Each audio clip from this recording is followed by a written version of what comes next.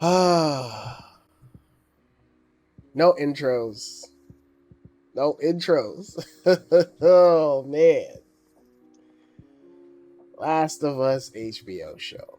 Where do I begin? What can I say that hasn't already been said throughout the whole entire community and everybody who's watched this show has not already said? That this show is one of a kind. This shit is the greatest fucking show, video game adaptation I've seen. One of the best video game adaptations I've seen. One of, if not the best live action video game adaptation I've seen. Um, I can go on and on. I can talk about how well cast it is, like Pedro Pascal and Bella Ramsey kill it in the role. I could talk about episode 3 being my favorite episode because it captures the essence and spirit of what Last of Us is in one episode.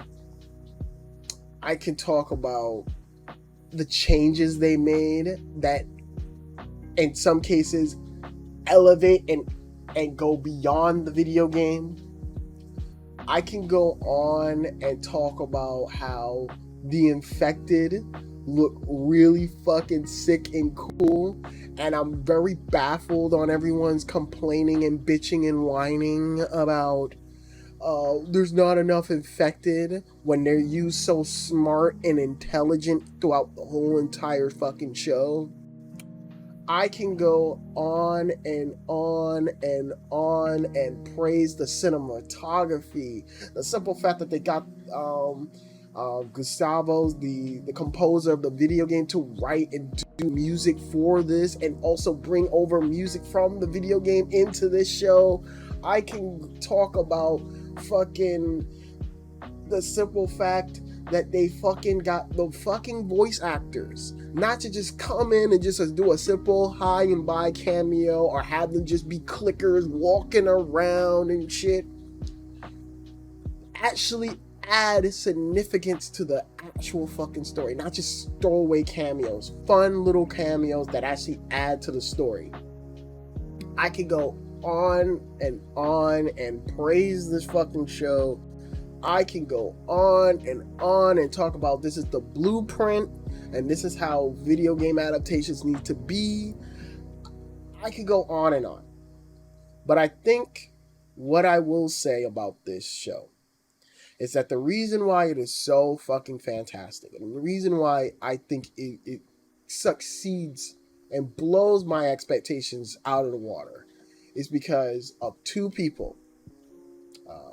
Craig Mazos, the showrunner, and the evil mastermind himself, Neil Druckmann. I want to give these two a round of applause because they fucking get it.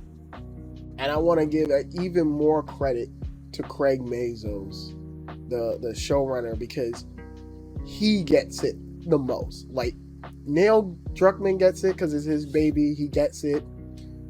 But you can tell through listening to the HBO podcast for the show, which I highly recommend you do.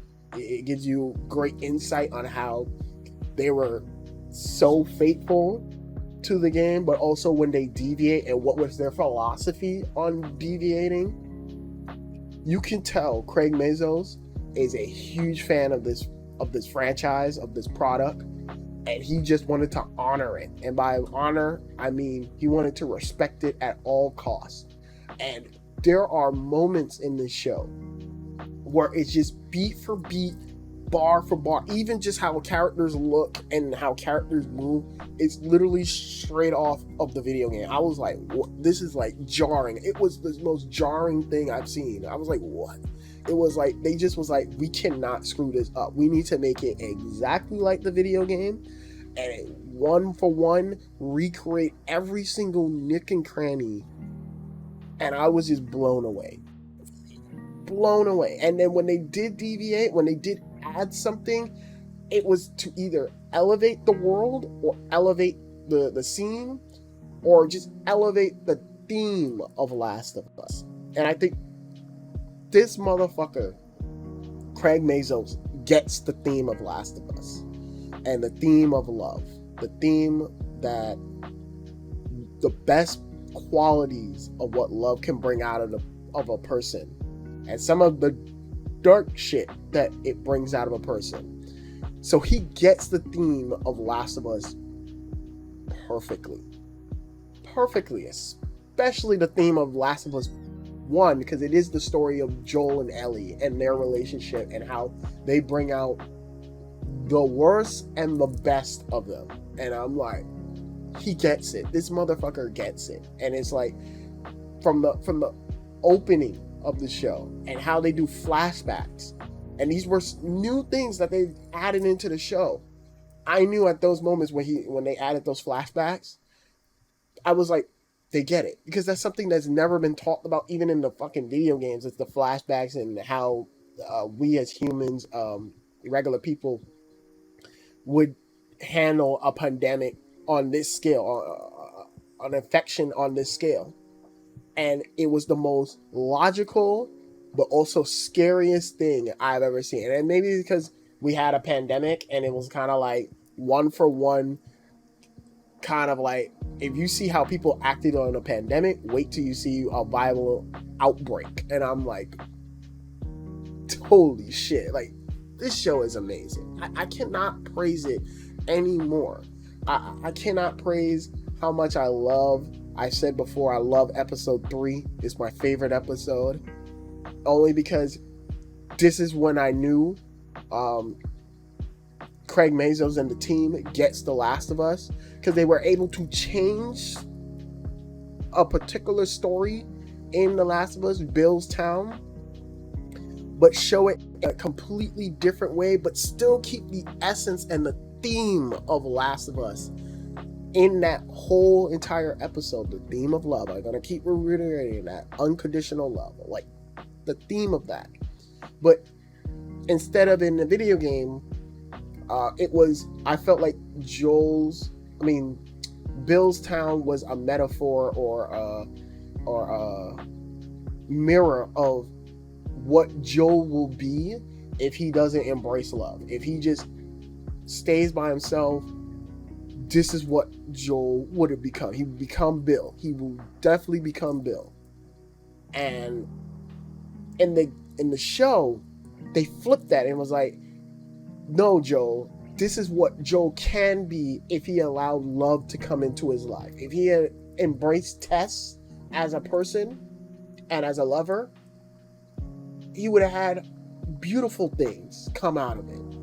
And I was just amazed that they were able to take that. Not only that, but they managed to take the environment storytelling of the Last of Us world, where you go into a room or you go into a house and it looks like you could tell there was a story behind it. There was a mini story behind it. And then you read a note and you read what happened in that area. And it's either tragic or sad or very optimistic.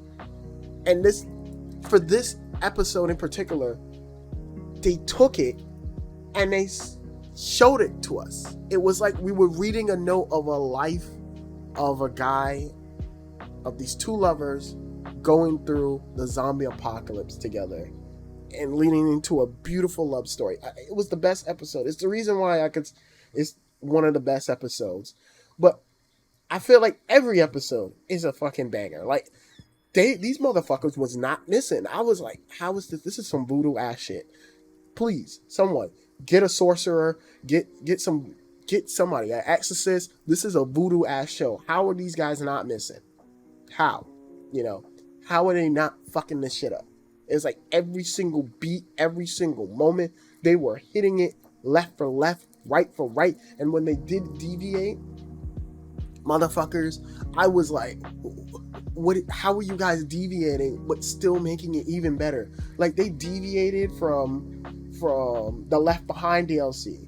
And one of the things I always, is one of my favorite DLCs of all time, next to Mass Effect 2, Liara's Shadow Broker DLC. Two of my favorite DLCs.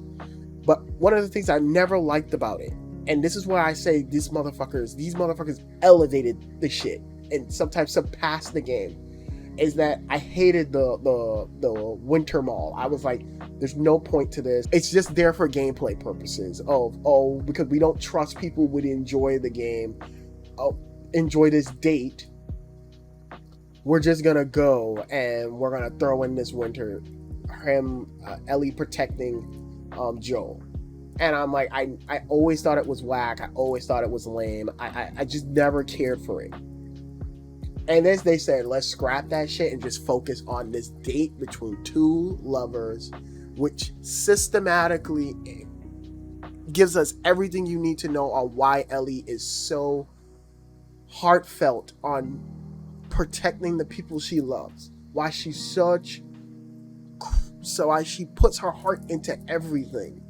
And I was like, this is beautiful. It's more condensed. It's more stronger. I was like, it is incredible. Another way how they like level it up is like fucking the changes they made to Sam and Henry. Now, as someone who has a autistic brother, I can tell you, it is your whole existence is that person. You know, you are that person's ears, sound, and voice. So with Henry, everything he did for Sam, and he was the only one that could communicate to Sam. He was the only one that really understood Sam. So he had to think on his toes. And what they do with Henry and Sam is so fucking sad, but it's so great.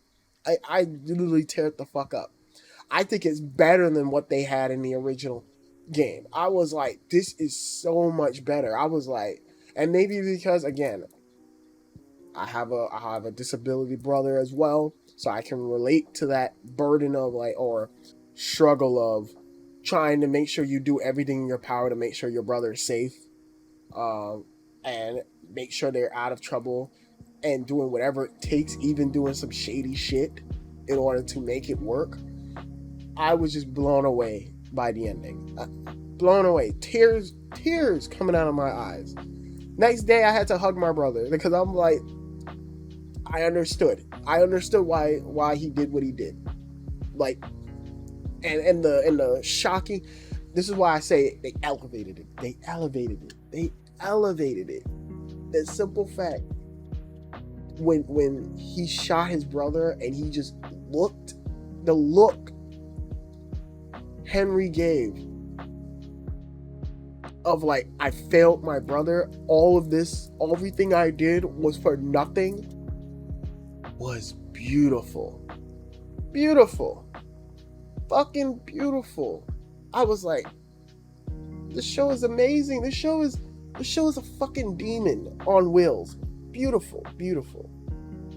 Like, seriously.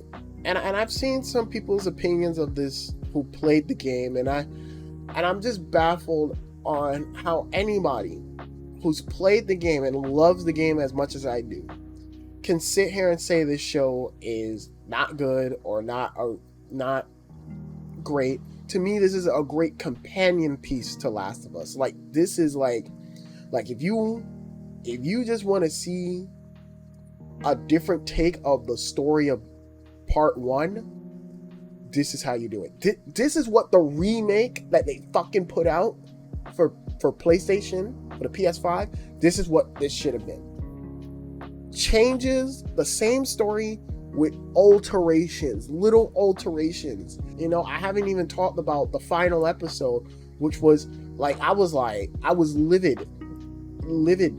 All right, they made the change with the picture of, in the video game, you know, Ellie gives Joel the picture of Sarah, and it was like a heartfelt moment. And when I played the game the first time, I teared up because I knew how much that meant to Joel, and for Ellie to do that is great. And also, if you actually, in the winter section, if you actually look in the bag as soon as you get to play as Ellie, You can see that she actually had the picture. I loved it. I was like, I loved it. But besides all that, what I love is that they changed it, but it was literally kind of like an homage to the final part of part two, of when Joel basically tells Ellie, if I had a chance to change things of the whole Firefly and saving your life, I would repeat the same thing I did all over again. His way of saying, I love you, baby girl. And in this, it was the same shit. It was like him saying, I almost wanted to commit suicide. I almost wanted to kill myself. And I just couldn't do it. And Ellie's like, well, that's basically you saying time heals everything. And he's like, it wasn't time that healed me. And it was basically him just saying, I love you. And Ellie saying, well, I'm glad you didn't do that. I love you too. The subtleties, motherfuckers. I can't listen. I get it. There's some things about this show I have criticisms I have to throw at this show. But I cannot sit here and be the only one that thinks everything this show does is like, it was like check, check, check, check, right, doing this right, you're doing this right. It was like, I was just like blown the fuck away. And this is coming from someone who did not want a Last of Us show. I was very adamant I did not care about the Last of Us show. But it was just like they did the check mark of what they had to do. And it was like amazing. Even how they did the final scene. The fucking hospital scene. I was like, the way how they executed that was remarkable. I was like, that's how it's supposed to feel in the game, where you're going through and you're slaughtering a whole bunch. Even if you stealthed it, there's some parts where you have to kill people. The way how it's executed in this fucking show is phenomenal. They drown out the sound, and all you hear is a darker version of the theme. I was livid throughout that whole shit, because that's how I felt when I was playing the game. I was like, I don't know if I should be doing this. This doesn't feel right. But motherfucker, we gotta go save Ellie. All right. I was like, this is like some voodoo ass shit. I keep saying voodoo ass shit, but it's true, man. And so for me, I don't get the complaints of people saying there's not enough action. Motherfuckers, it's never been about the infected or the action. It's always have been about the characters and the character relationships. The action is just there for gameplay purposes. But when you do get the infected, motherfucker, there's an infected kid that was chasing Ellie in the car, and I was just like livid the whole time. I was like, what is this voodoo ass shit? I'm like, we've never had infected in the fucking game. In the game, they never had infected kids. And I was so happy when they did it. I was like, that look incredible. And she was distorting and flipping on in the car. I was like, whoa, this is some voodoo ass shit. So I don't get the complaints. I don't get the complaints about the fucking not enough infected, not enough in actions, when it's literally always been about the character dynamic. For me personally, I don't give a fuck about characters, about action, or any of that. Maybe for me, I care about character development, and I care about why do characters make the decisions they make. So when Joel does what he does at the end, it was all a lead up, because in episode 3, what did Bill tells Joel? We're protectors. And God forbid anybody who fucks with the people we love. It's echoed. Joel, you have done horrible things. Tommy has said that. And you see it in the final episode. And I will be honest with you, the way how this show ends was kind of it reminded me exactly how I felt when I finished the game for the first time. Just this eerie vibe of just like Joel is kind of unhinged, and the simple fact he's comparing her to Sarah, I was like, this man is a little unhinged, but it's all because a lot of that emotions are finally coming out that's been bottled for years and years. He's like a baby, just like bawling it out, and I'm just like, this is amazing. Now, I do want to say, I do have some criticisms of my own, but it's not as dumb as not enough action. Some episodes are fillers. No, it's all in service of the plot. So anybody who says this show has fillers is dumb. However, I will say a few criticisms I've had for the show. Episode 4. I think it's the weakest episode, but there's a caveat. Despite it being the weakest episode, there's some good moments. The pun book, and Joel just like throughout the whole episode's like, shut the fuck up with these puns. And then at the end, she actually gets him with a good one. Even I chuckled. That was great. But I don't know what happened in episode 4. They had the momentum, and I think they dropped it at episode 4. They tried to recreate the Hunter ambush. That shit looked fucking whack. There was only like 3, maybe 4 hunters, when in the game there was like a bunch of them. Then a car comes in, a truck comes in and knocks them off the road, and then they get dragged out of the car, and Ellie almost gets tortured and killed. Like, it was brutal in the game, and this is kind of like, it just looks like a poor man version of it, and that was the only time I was like, this ain't it. Then they did something. They made a change that I was hoping they would have won me over, but they never was able to do it. They just lost me. Was the simple fact that they had the hunter leader. So in the video game, there is no hunter leader. There's just the hunters. Just anybody who comes to that area is getting fucked. They come and steal you and rob you and whatnot and kill you, which I always love, because it showed how desperate and how visceral that world is, that they just don't give a fuck. And I like that idea. I really like that there was nothing to root or sympathize with these crazy motherfuckers. So I gave them props when they did it the first time. In the show, they try to make you sympathize and empathize with these guys, and because of Kathleen or whoever the hunter lady in there, they try to give her a backstory of, her brother was the original hunter leader and he was more kind and nice, and she became when she lost her brother, Henry, she became more vicious and basically wanted revenge. And that was all in the 5th episode. The 4th episode did not establish that really well.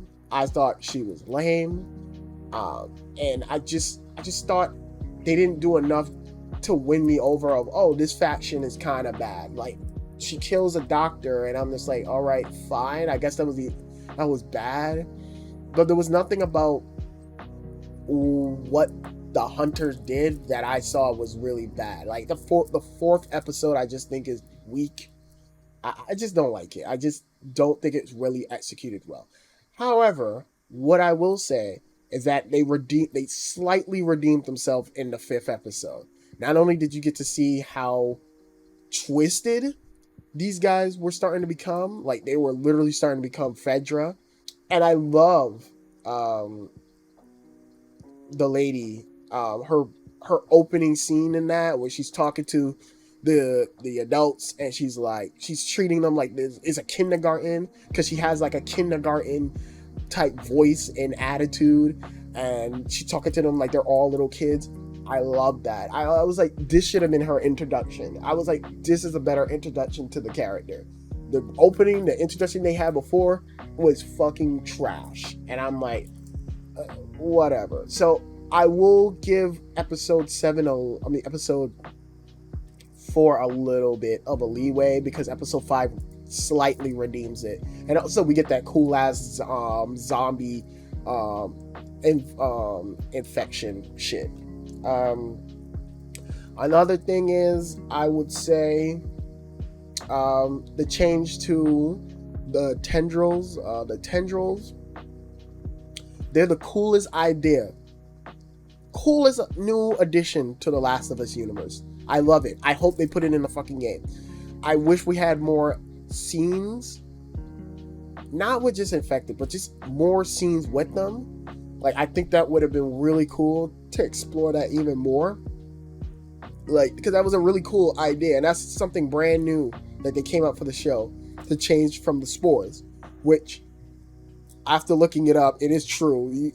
Spores wouldn't last if they go out in the world. It wouldn't last. So I love the idea that they changed. I actually was won over by that change, but they didn't do enough with them. Like, the first time you see them in episode 2 and you step on them, I was like, that's a genius idea. Like, and I can already think of stealth options in the game for that. So that was a cool idea, but they didn't do enough with it. I also think certain scenes that were supposed to hit hard don't land as good because certain music choices are missing. A perfect example is my favorite scene in the original game is Ellie and Joel's conversation, and Ellie's conversation.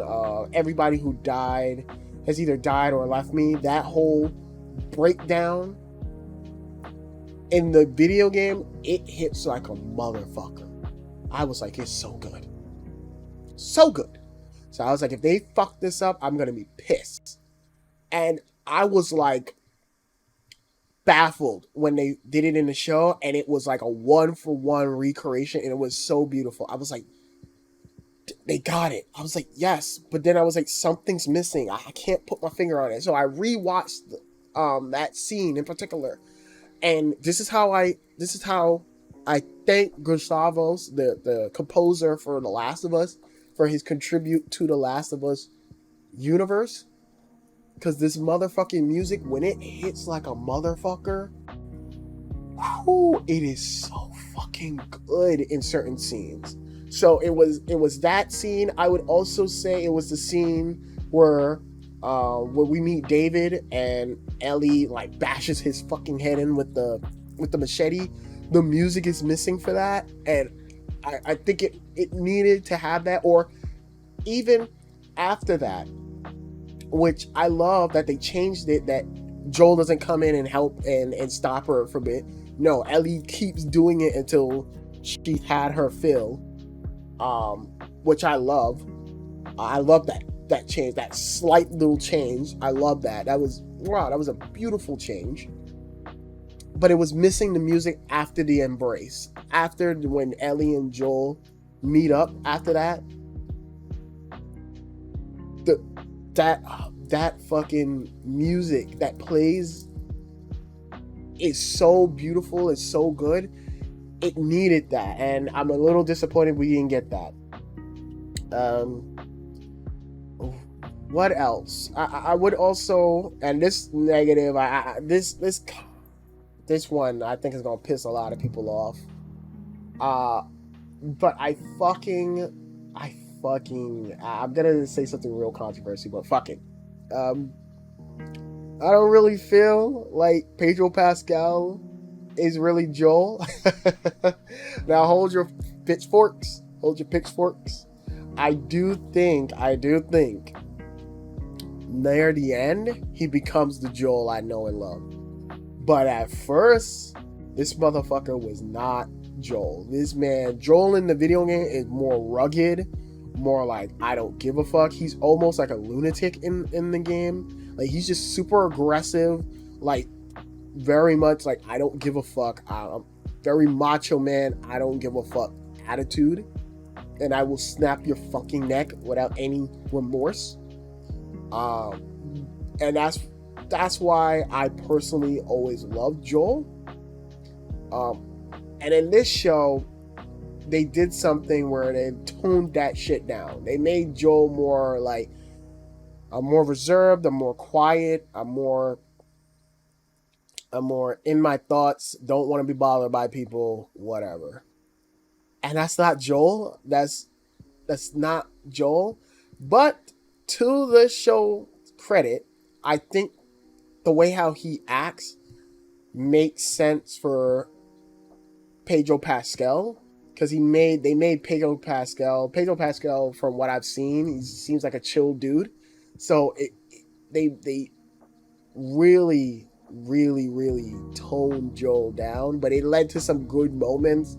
Like, I love the scene where he's talking to Tommy about Ellie and how begging, like breaking down crying and telling him, like, you need to take Ellie. You really need to take this girl.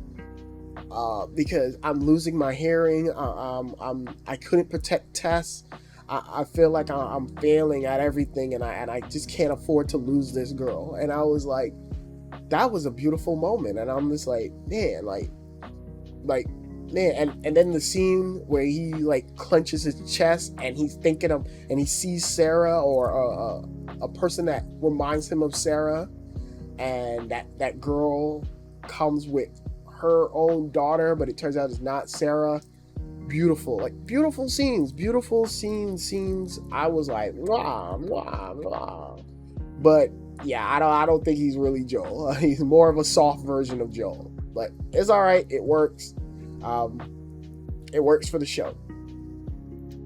And I guess my final critique would be that I just find episode 9 to be way too short. It felt like a 20-minute episode, and then we were done, and I was like, what the fuck?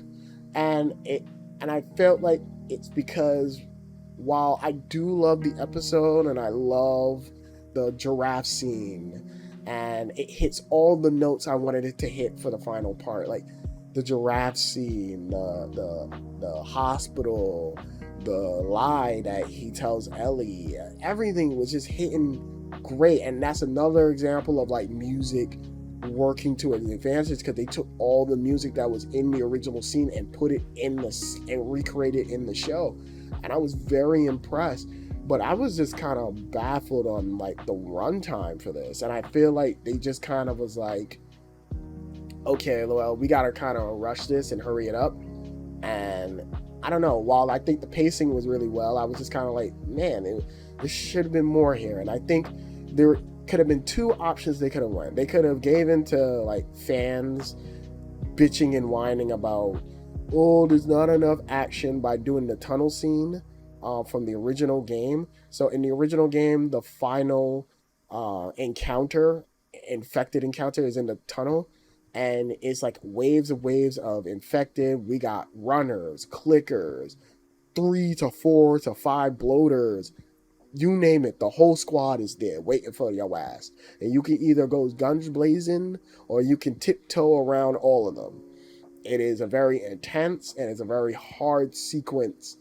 But I think it could have shown in the show, it could have shown how far Ellie and Joel's relationship has progressed, and how well Ellie is capable in a scenario like this, like how far she's come as a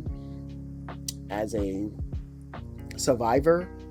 And I think that would have been really cool. Or they're gonna go my route, which was something I was hoping they would have done, is establish more of the dynamic between Anna and Marlene. One of the things that I've always found fascinating about Marlene is that she's the leader of the Fireflies, and she knows Ellie's mom, and according to her, that was her best friend. So what would cause you, as basically Ellie's godmother / aunt, to want to sacrifice the last remaining person of Anna, the last remnant of Anna, in a lot of ways? Why would you sacrifice that? You would try to cherish that. And In the game, they have a really good way of explaining that, which is through the collectible, which was the tape recorders. And the tape recorder explained, like, there was a lot of shit um, Marlene was going through before even getting to the hospital. One, she was sleep deprived. She was not sleeping well. She hadn't slept in a few days. So that could have caused her mind to not think straight. And more importantly, the morale of the team was down. It seemed like the Fireflies were sick and tired of Marlene's inability to get shit done, and in the show I felt like they were super incompetent. So I would have loved to have seen that in the show, and sadly they do not touch upon it. She just kind of say like, hey, I've lost people, but other than that, we don't dive into it like in the video game where we had the collectibles and the tape recorders to give us that explanation of where that mindset came. And I think it would have been really cool for her to have come to that conclusion through the flashbacks. And again, maybe it's because they thought the scene where she's like telling Anna that she won't shoot her, and Anna's like, yo, you got to shoot me, you got to do it, and she runs away and is like, okay, tells the guard to hold Ellie and cover her ears, but that guard did not cover that fucking poor kid's ears. God damn it. And she just goes back in the room and shoots. Clean and effective. But I just wish they explored that more. So, but at the grand scheme of things, does it really fucking matter? Does any of this critique matters? Not fucking really. I spent the last 30 minutes or so praising and sucking this fucking show's dick 24/7. So does it really matter my complaints? Not really. And I think people is gonna get too hanged up on the criticisms I have. And for those people, I just say, grow the fuck up and learn that not everything is perfect. Not everything that comes out is perfect, and that some things can be critiqued, and not everything's a nitpick. And even if it is, it's just to elevate it. For me personally, this is one of the best video game adaptations out there. And I don't need to even answer this, but I'm going to answer it anyway. I still prefer the fucking video game over the show. I just think there's nothing that's going to be an interactive media over just watching something. When you can interact, I feel like things hit even harder. So for me, a lot of Last of Us 1 still hits a lot, but fucking seeing them recreate certain scenes or add to it or change it up a little bit was like amazing. So there's that. But I still stand by what I said. It is one of the best video game adaptations of all time, and in particular one of the best live action video game adaptations out there. So if I critique it, because I do love The Last of Us, and it is one of my favorite games of all time, and I critique it, is because I love this franchise, I love this world, I love these characters, and I just want it to be almost damn near flawless, even though I know it's impossible. But I think the critiques I gave could have easily been addressed, but it's not even a big deal. It's not even a big deal. But I think at the end of the day, and this is just me, and I'm going to say something, a very hot take, The Last of Us does not break the video game curse.